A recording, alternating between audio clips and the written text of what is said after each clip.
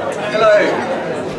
We're now going to have the final set of the evening, which is going to begin with a OuTraPo performance led by Stanley Chapman, and that'll be followed by some readings of the activities you've done.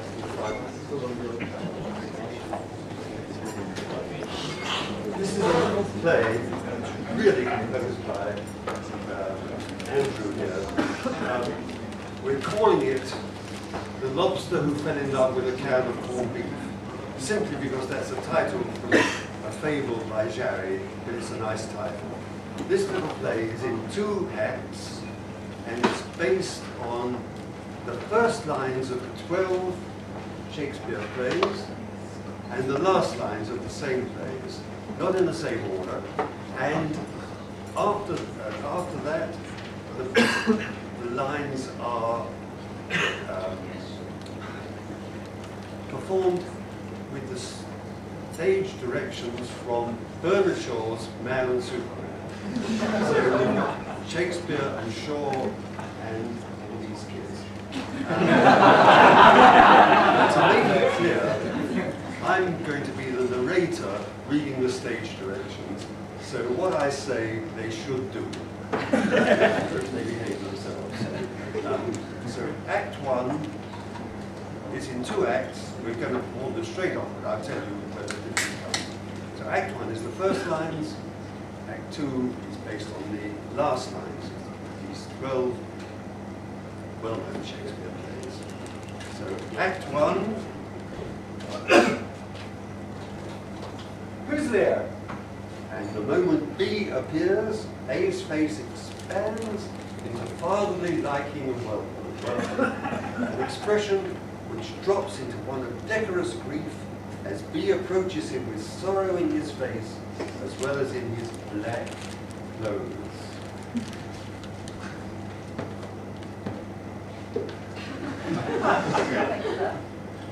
C, handshake with B and cheering up. When shall we 3 meet again? In thunder, lightning, or rain? B takes out a handkerchief and cries unaffectedly. A takes from the table a book and reads it.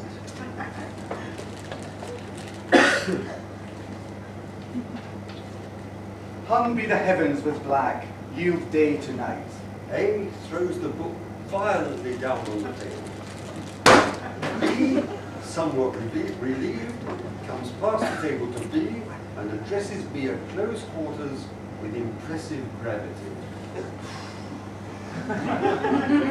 In sooth, I know not why I am so sad. It wearies me, you say it wearies you. But how I caught it, found it, or came by it, what stuff 'tis made of, whereof it is born, I am to learn. And such a want with sadness makes it, that I have much ado to know myself. He starts off like a goaded ox in the direction of C. No sympathies. As B speaks, she fumes down to A, who receives B still more confident.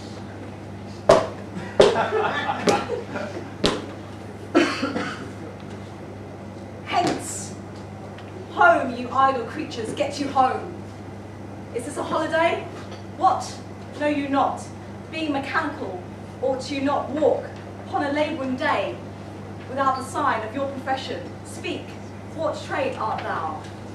D, hammering out his words with suppressed fury.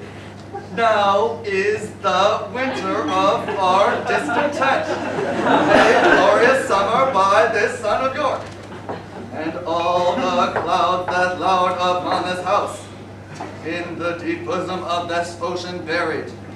B throws the book into the wastepaper basket with such vehemence that C recoils under the impression that it's being thrown at his head.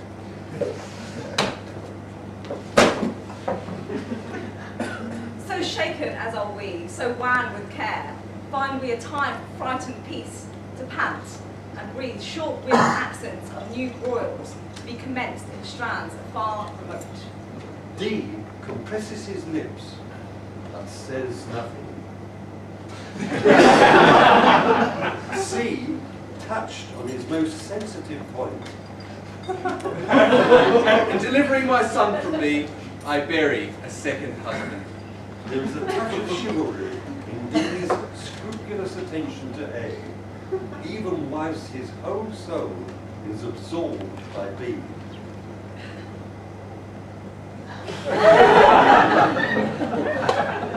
Open your ears.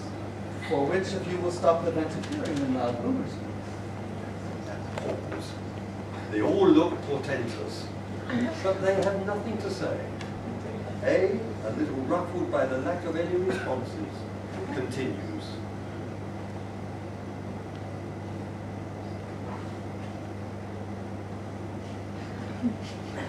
Two households, both alike in fair Verona, where we lay our scene. From ancient grudge break to new mystery, where civil blood makes civil hands unclean. C, in a low musical voice. If music be the food of love, play on. Yet the excess of it that's surfeiting, the appetite may sicken and so die. A turns his head and looks fixedly at B, who angrily refuses to receive this mute communication. Exit.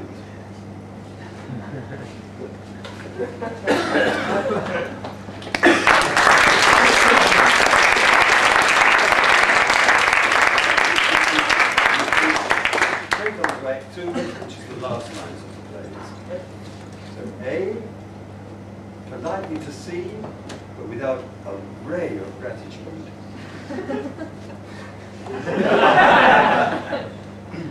Speak loudly for them. Take up the bodies. Such a sight as this becomes the field, but here shows much amiss. Go, bid the soldiers shoot. B hurries away to overtake A and C. Let our drums strike. C slapping his hands. So thanks to all at once and to each one whom we invite to see us crowned at Scone. A follows C caressingly. A, amazed.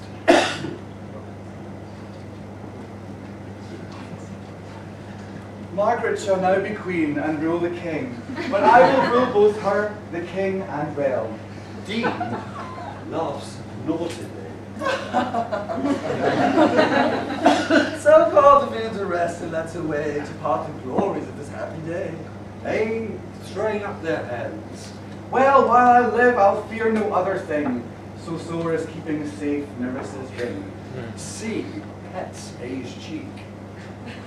Rebellion in this land shall lose his sway, meeting the check of such another day. And since this business so fair is done, let us not leave till our own be won. D to B, putting his arm round B. Now civil wounds are stopped. Peace lives again. That she may live longer, God save. B turning to D, as if to let him into a secret. Your hands, your gentle hands lend us and take our hearts. D smiting his brow. My tongue is weary, but my legs are too. I would bid you good night, so kneel down before you, but indeed pray to the Queen. C looking round carefully to make sure that A is not within earshot.